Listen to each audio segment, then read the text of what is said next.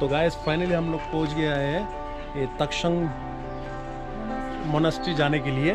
काफ़ी दिन से जो ड्रीम था, आज वो मेरा जो पीछे देख रहा है ना, एकदम पीछे, इधर से कैमरा में नहीं आ रहा है लेकिन वो पीछे में जाऊंगा।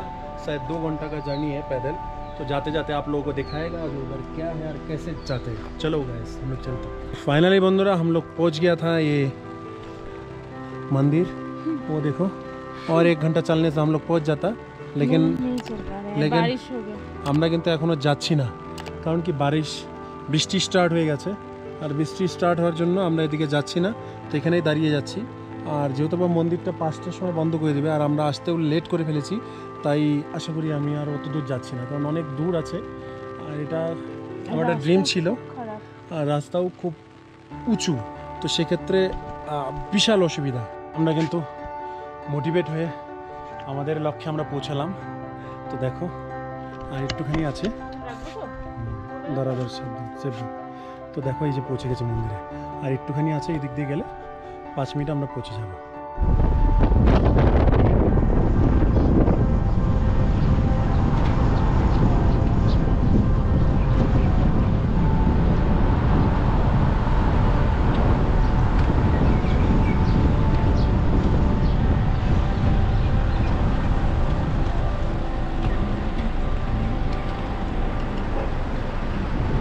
বন্ধুরা, তো ফাইনালি আমরা পৌঁছে গেলাম পুনাখা জংয়ে। এটা হলো পুনাখার একটা বিশাল বড় জং, আমার পিছনে ঠিক দেখতে পাচ্ছ।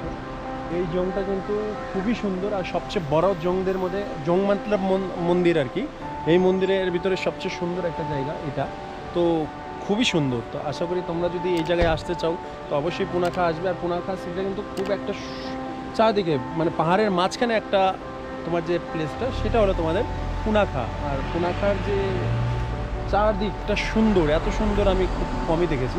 পুনাখা পাহাড়ও এত ভালো লেগেছে আমার। আশা করি, তো ভেবেছিলাম যে অন্যরকম, বাট এখানে যখন চোখ দিয়ে দেখি না, আমার আত্মা জুড়িয়ে যায়, এত সুন্দর জায়গা। তো তোমরাও দেখো।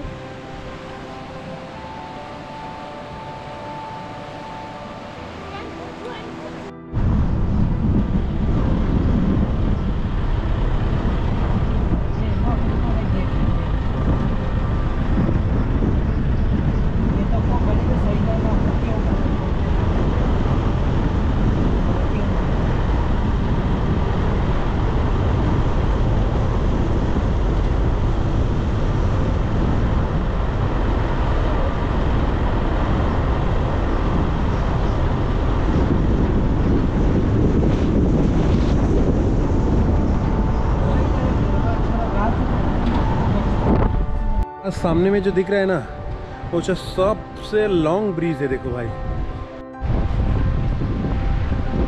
वाह,